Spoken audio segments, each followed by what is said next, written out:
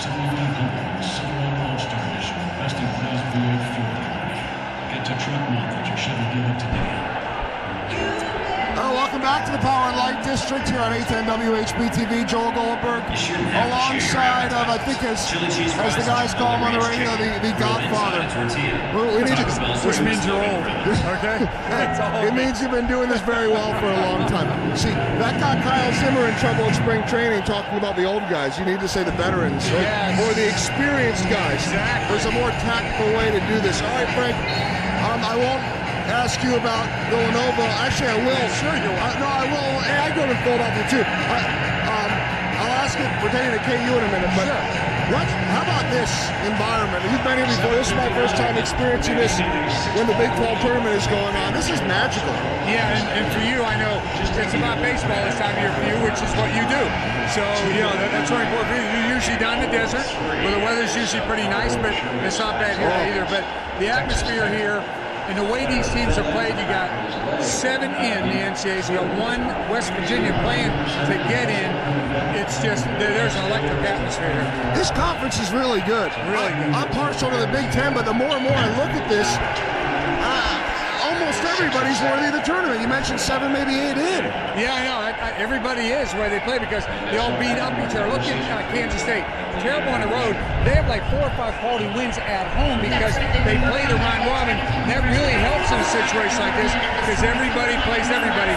You know, for Kansas, they never have to play themselves. So it's really important for them. All right, prediction time, which is impossible this time of year. That's all right. Who wins this thing? Keachman's at Oklahoma State. He's not looking, the whole thing, he's not looking very good right now. But he could change his mind. We don't want to do that to Kevin. I know the way all of you guys argue with each other. Now, who wins this thing over the weekend? Well, I thought Oklahoma State had a great shot, but once Joel Embiid went out, I said, hey, what is all this doom and gloom with Kansas?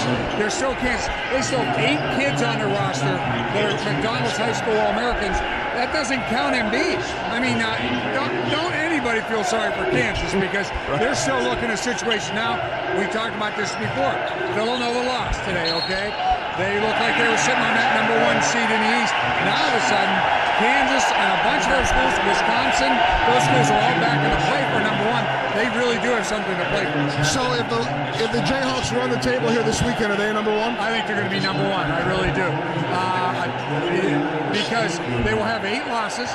There's never been a #1 seed with 9, but there has been one with an 8, and they would be the second team. So I like their chances better than a Wisconsin's, but that's all right. I don't mind the 2 seed. That's not bad. That's okay with me too. You never have to worry about getting upset by the 16. It's going to happen one of these years. Hey, no, it is going to happen.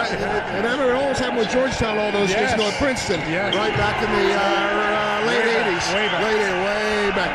But I actually thought the other night you were tweeting about Nebraska, and they look really good in the Big Ten. KU fans always get upset when teams, maybe not upset, they poke at other teams storming the court after they upset KU. I kind of look at it as like a badge of honor. Maybe we're not used to it, but the Nebraska fans rush the court. That's the way I always look at it. You just don't want somebody to get hurt or somebody to take a punch at a kid. Now, they had the one problem this year. It slipped my mind who it was. Grand Canyon, something or other. Something like that, but the deal was the kid threw the basketball at a fan, and then all of a sudden you've got, oh man, now you've really got a bad situation. And remember the year that Missouri beat Nebraska, we had to punch on the field, and you just worry about things like that. That's what you worry about. Okay, last thing for you. I was just talking to Brian McRae about this. You've traveled the country. We've all been fortunate enough to do that. I can't think of too many settings like this that would work. I mean, they're great, obviously, cities, but I guess maybe a town where everybody's embracing college basketball, and you have the setup outside the arena. I mean, I know there's great tailgating venues, but is there anything better than this? No, I've never been to a better place. I've been to Madison Square Garden for the Big East thing, but it's New York. There's 9,000 other things going on the same night. The Big East is fine, but I've never seen anything like this. And the best thing is you put it in a permanent spot. You know when it's going to be. You know we're going to stay. When you check out of the hotel, when your weekend's over, you already check in for next year and put down a reservation. So that's the way it is. Well, I'm going to let you go because we're down to 3 points, and I know you got a little preparation to do for your show. Yeah, thanks, man. And tell Gary Lezak, because everybody gives him a hard time when it's not nice. So give him at least a little bit of credit. I don't know, your buddy Jack one day was asking on the air Gary to predict what the opening day weather will be. And Gary says, well, why don't you make a prediction on the Royals game? He goes, they're gonna win. Now, what do you got? That's the best. Hey, you guys have fun. Before we go, Ventura. How impressive is that kid? You know what? Yeah, impressive. What I like about it is he's doing the things that it seems like it takes guys 2, 3, 4, 5 years to learn. It's human nature, right, for a young guy to want to just air it out. Throw it 102 miles an hour, yeah. And apparently it's much easier said than done. Yes. So for him to be backing off, and we saw that when he came up last year, too, for those couple games. Yeah. It kind of gets you a little excited. Yeah. We'll see. You know, he's a young guy. We'll see. Yeah. So you can throw, if you got the 102, 101, you throw it 95, the batter has no idea. It's like Verlander. You'll save a little bit in the tank. Yes. So if he was backing off at 102, it kind of makes you... Wow. It makes you nervous. Hey, Joe, good seeing you. Frank, thank you. All right, we'll let you get back to work. All right, sounds good. That's the great Frank Boal. More coming up here on 810 WHB TV. Trailed by 21 with 15 to go at Allen Fieldhouse. Keep in mind, they beat Kansas at Allen Fieldhouse a year ago.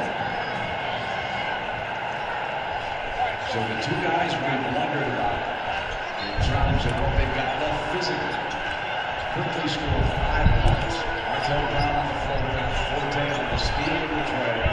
Now the Jayhawks, the pressure squarely on their shoulders, come down. The Giants have cut back the ways of this game. Little zone out, right? 2-3 zone. They've been talking about it.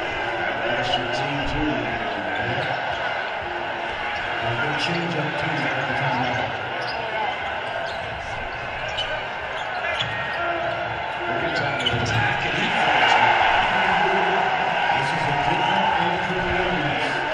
And the young man that we saw when he was 18 years old, much of the season, turned 19 in February. The Jayhawks, the lead is he's gone to number 30 again.